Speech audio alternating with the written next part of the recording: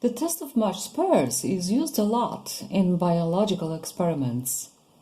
To determine the effect of a drug on a population, we might monitor two groups, an experimental group and a control group. We match and compare all the elements of one group with the elements of the other group based on certain characteristics, such as gender, age, weight, and so on. We would then compare the impact the drug has had on the experimental group compared with the control group. This is done to minimize the effect of other influences on the experimental group, which, without the control group, we might ascribe to the effects of the drug.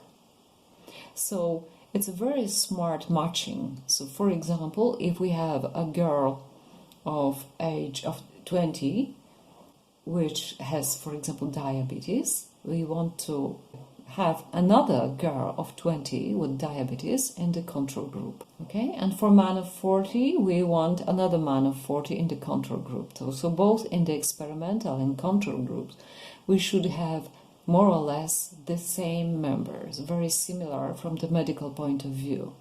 But also, we might have the same participants both in experimental and control groups.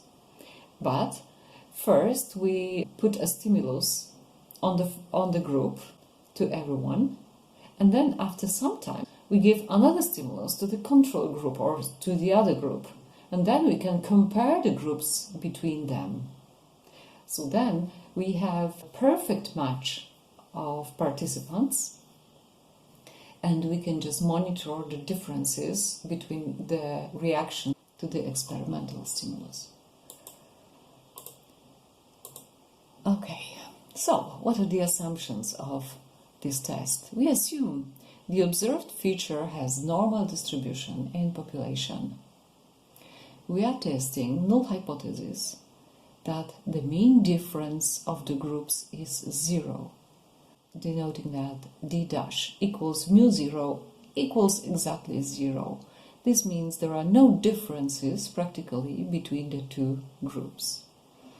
And we test it against the alternative hypothesis H1, which says that the mean difference is different from 0, or we might as well test the mean difference is greater than 0 or less than 0. In the first case, it would mean that the experimental group has bigger effect, and in the last that it has smaller effect. And we can see the table of the values has 3 rows. The experimental groups consist of n participants with the results x1, x2, xn, and the control groups with the partners. x1 is the partner of the y1, x2 of y2, and so on, and the results of the control group are in the second row.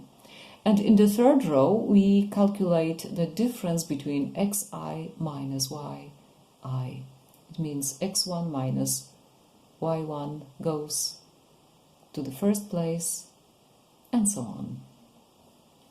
Then, the random variable t equals fraction d dash minus mu 0 over sd times square root of n, where d dash means the mean of differences, the mean of the numbers d1, d2, dn, so we sum up d1, d2 until the n, and we divide them by n, that's the d dash.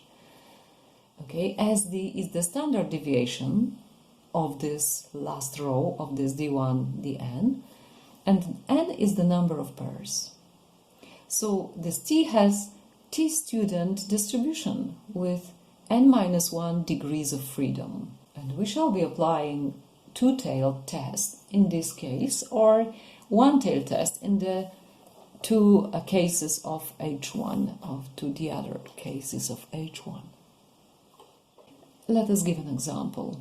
A group of patients in a hospital suffer from chronic iron deficiency. They are treated with 2 new drugs, drug A and drug B.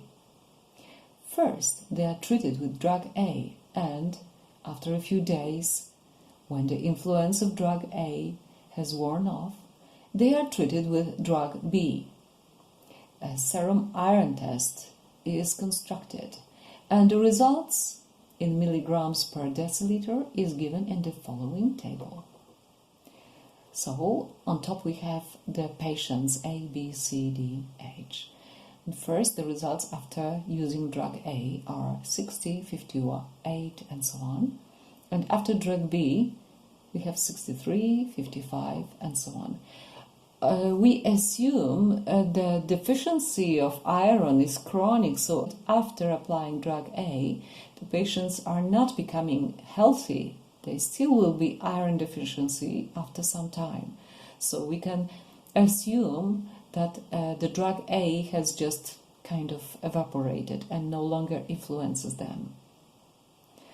Now we have to calculate the differences between groups. So 60 minus 63 is minus 3, so it tells that drug B is better. 58 minus 55 is 3, so it shows that drug A is better. Then 47 minus 42 is 5, so it shows that drug A worked better than drug B. Well, but we want to make sure if it is really more or less 0, or maybe some drug seems to be much more efficient. Null hypothesis is that no difference between two drugs. There is no difference, that mean of D or D dash is 0. And H1 is that there is difference between the two drugs, means D dash or mu D dash is not equal to 0. There is some difference. So let's calculate. Our n is equal to 8, so that number of degrees of freedom is 8 minus 1, which is 7. The level of significance, we assume, is 0, 1. So for this particular level and this number of degrees of freedom, we find that the critical region begins at 1.895 to the right and from minus 1.895 to the left. Let's have a look at the table of t-student distribution.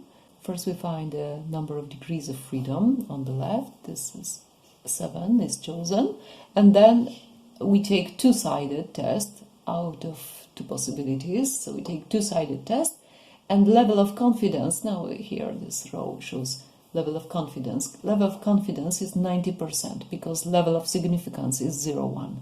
So at the crossing of the two we obtain 1.895. So that's our critical value for the test.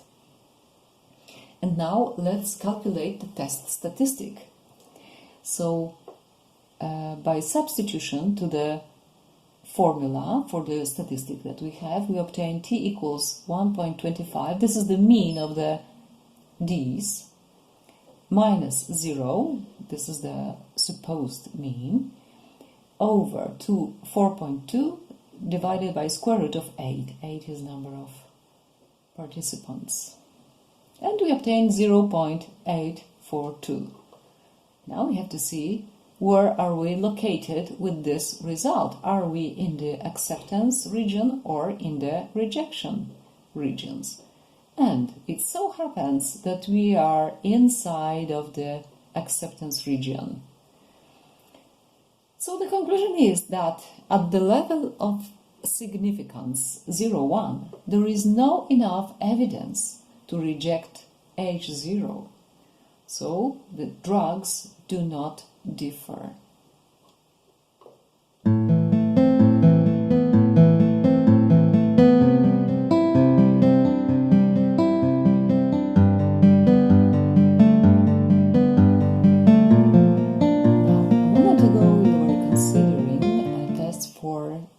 Dependent data for the matched pairs. Now we'll be assuming that the two samples that we compare are not matched at all. They could be any samples.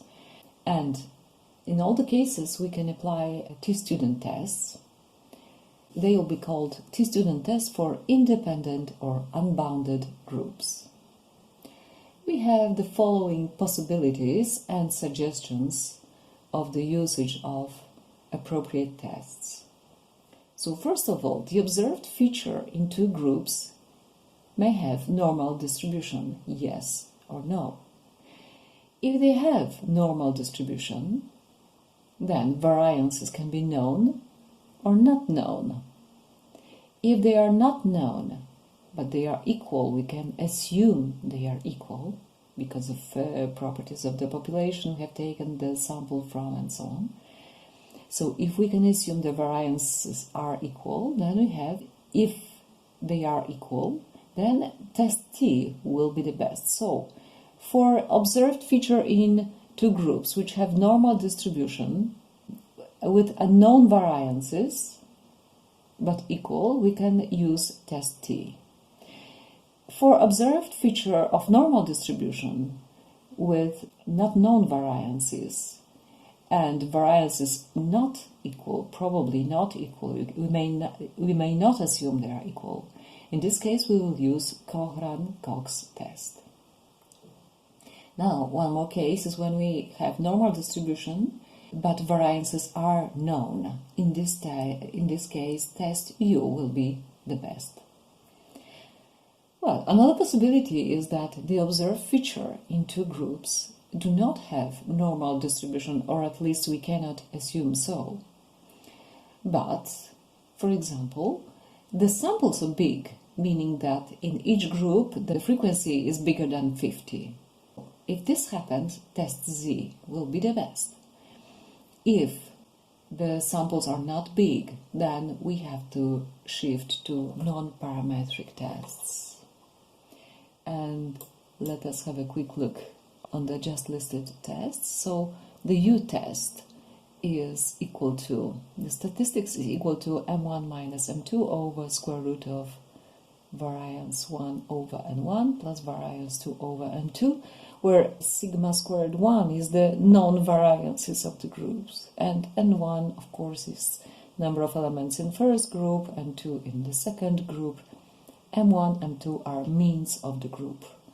What kind of number do we obtain this way? This statistic has standard normal distribution with, of course, with parameter 0, 1. So it means, after we find the statistics, we have to compare it with the table of standard normal distribution to find the critical regions for this test.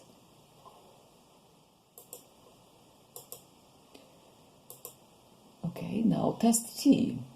For test T, we take means of the groups, we take standard deviations, S1, S2, and frequencies, N1 and 2. And this is somewhat weird formula. Well, and in order to get the critical values, we have to compare the T-student distribution with N1 plus N2 minus 2 degrees of freedom. How about Cochran-Cox test? Again, we have some pyramid of symbols. S1 squared is the variance of the first sample, and S2 squared is the variance of the second, and the notation is as before. And here, as before, we use T-student distribution with N1 plus N2 minus 2 degrees of freedom. And for test Z, we take differences of mean over square root of variance over N1, first variance over N1, plus second variance over N2 under square root. And we obtain standard normal distribution with parameter 0, 1. So this is how we find the critical regions and compare result of the test statistics.